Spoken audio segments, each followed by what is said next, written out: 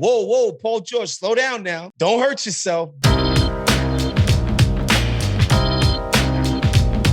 Welcome back to Full Court Fits, the show that takes you around the world of NBA fashion while also bringing you the most pressing news in sneaker culture today. I'm your host, Big Waz. Let's go. First up, we got one Serge Ibaka, a guy who has been the subject of a lot of derision from yours truly in the past. He tends to be kind of out there in a lot of his fits. I don't dress, OG. I do art, bro. But I gotta say, I'm kind of feeling what he's rocking this week. The D-squared oversized windbreaker joint. This is the kind of stuff that we used to wear all the time in the 90s. You'll recall Raekwon rocking the polo Snow Beach. Like, this is what we did. This type of nostalgia I'm always gonna go for. Because I'm from Brooklyn and Queens, I'm a sucker for a nice bucket hat. Shouts to Jay-Z. Bucket though, like bucket though. Get at me if you remember that line. Dope Prada bucket. And it's yellow, right? Like, it's distinct. You notice it. The cargos are back. I know we had a cargo moment. We sort of said, we're getting rid of cargo. This for dads and corny people. Slowly but surely, the cargo pant has made its way back into relevance. And I'm here for chapstick, your phone, your keys, your wallet, hand sanitizer. In the era of COVID, you always need extra pockets. I'm feeling the Burberry cargo pants. And last but not least, look, y'all know I don't go for the designer sneakers, but these Lambre joints, this is about as low-key and straightforward as you're gonna get from these high-end brands. And this is not bad. This is Serge Ibaka actually doing it right. So shouts to Serge, I'm copping this.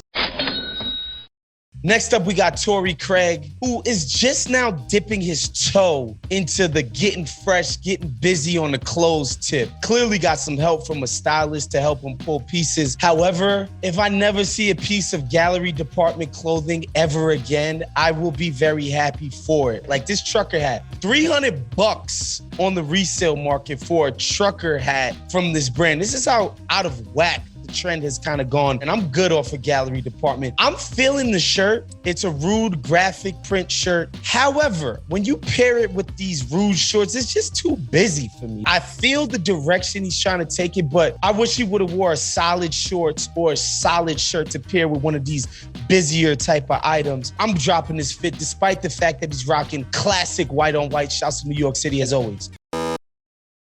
Next up, we got one Palmdale P. That's his name? Playoff. That's the new name? I don't know. He's rocking a Phenom tee and short set. I think it's dope. I'm not mad at the print. I like that it's monochromatic from head to toe. It doesn't always work for me. I think if it was this sort of pattern in something that was like a pink or orange, I'd be like, whoa, Paul George, slow down now. Don't hurt yourself. But I like that this is a neutral color and I'm feeling the pattern. Fendi sneakers, again, I can't say this enough. I'm good on designer sneakers, but this is not the worst iteration of this style of kick. I think he looks pretty clean here. I'm gonna do a rare cop of a Paul George fit. I think we're gonna have to introduce a new segment. For now, we're gonna call it PJ's Playhouse. And the reason why we have to do this is because PJ Tucker is easily the best dressed guy in the NBA, the most innovative, the most creative, the most fun guy to watch when it comes to NBA fashion. And inevitably, I'm going to be bringing this guy up every single week. No surprise that PJ Tucker would be seen rocking these. PJ Tucker's just like, yo, fam, I can do anything I set my mind to. Anyway, this week, we see my man pull up in a Dries Van Noten suit and short combo with the U-neck tee underneath, with the Dior ones, with the fedora. He just looks incredible. And again, when rocking something like this, I don't suggest you try this at home. But people need to understand when you're wearing something that's out there. If you're gonna wear something out there and you are so visibly uncomfortable and self-conscious about it, you shouldn't be wearing this. Once you wear something that's of left field, you better be able to look like this is effortless for you. PJ does this all the time, no matter how out there his look is. Of course, I'm copping this fit. Of course, PJ's Playhouse is going to be a permanent mainstay on Full Court Fits.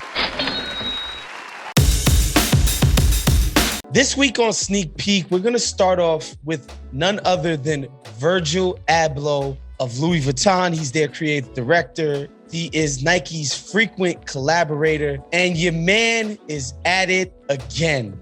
This time, he's debuted Nike's Louis Vuitton collaboration out in Paris.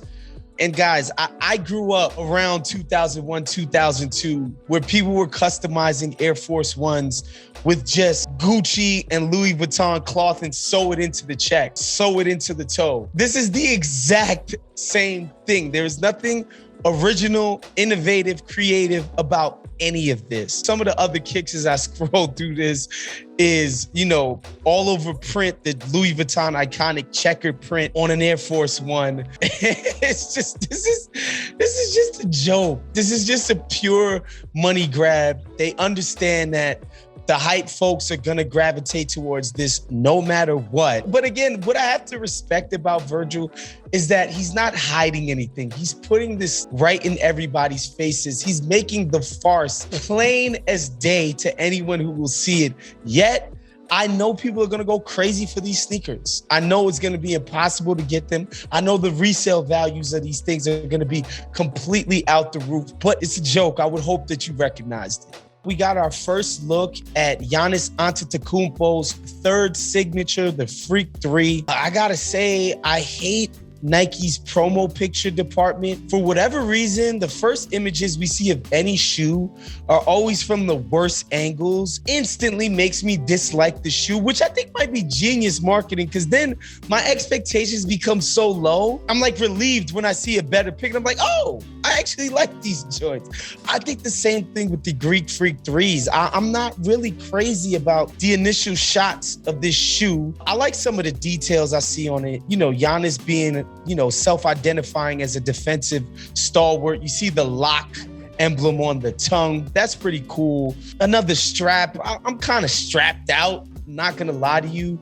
I'm between this guy and Kyrie and KD and just, I don't need any more straps, but whatever. Do what makes you happy, Giannis. The colorway is black and white with a little bit of accent of what looks like, it sort of reminds me of the eggplant reflective purple from the Foamposites, which is probably the greatest Foamposite of all time. Obviously, I would like to see them in person, but I'm not crazy about these first shots of the Freak 3s, but I've had my mind changed before. We'll see how it goes. Thank you guys for the support. Make sure you subscribe to The Ringer's YouTube channel. Make sure you're liking this. Thumbs up, please. Put an alert on this thing so that every single Friday you're getting this show. We'll see you guys next week. We're out of here. Peace.